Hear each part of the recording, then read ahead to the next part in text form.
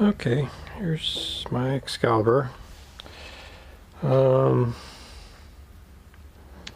me start. Okay, here's the headphones with the CTX end cap on it, screw-on thing.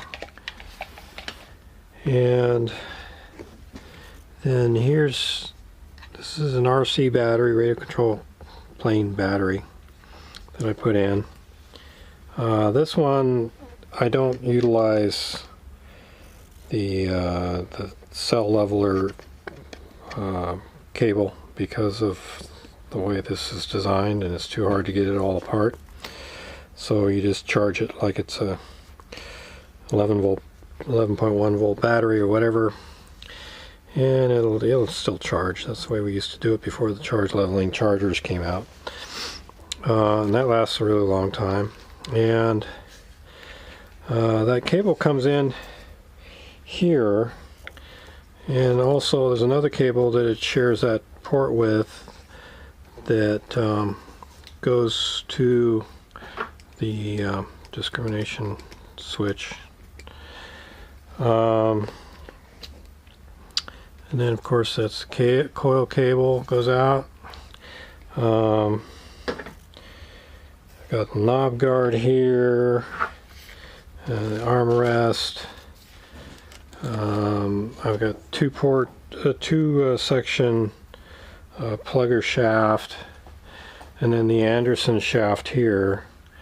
And this coil, it's in good shape. But I bought it used, and the cable comes through here. It's not wrapped around until it gets to this point, and then it comes into the unit. So that's pretty much the detector. Then here's my spare battery. This is kind of cool. I made this myself. It's another RC battery with a leveler connection. That's easy, obviously very accessible. This is Dean's plug, comes apart, but very easy to just swap it out with something new and then get going. And this makes it watertight. And then this is the connection to this plug, and you can just Velcro the thing on. So it's like your spare one you just keep in your car or in your pack or whatever. Or you can just use this one. Here's one of the extra coils I have. I think this is the same size as this other one, right? Let me see. Yeah. Both, looks like maybe this one's a little bit newer, but the guy had, a problem with the coating on the coil cable going bad. All the connections electrically, it's still good. So I was just going to unscrew this, put a new cable on, and that would be good. I've got this Mogami microphone cable that would be really excellent. I was going to use that along with these connectors I got from this on eBay. I think from that Stauber guy. Got these connectors so I could interconnect different, I could change different coils in and out. So that's that coil. This one is, I know this one is not as good as the one that's on the unit. It doesn't have the depth. I don't know why, but it's an extra. This one I've never tried yet, and I was looking forward to trying it. It's a smaller size.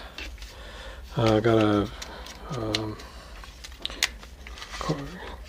protection on it. So I was going to hook that up with this. There's an extra housing. There's these end ports that are kind of crummy looking, but actually they'd probably work. But what's on there works. The extra battery cable if you need it for something. There's these end connectors for the cable. This is a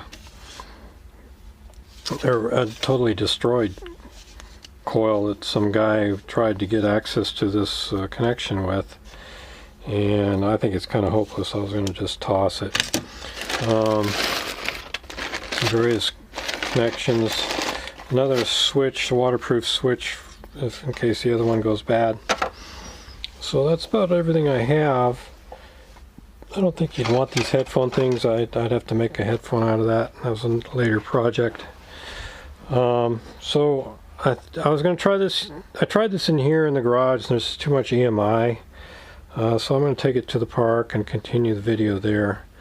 Hopefully it shows the depth on targets and that sort of thing for you.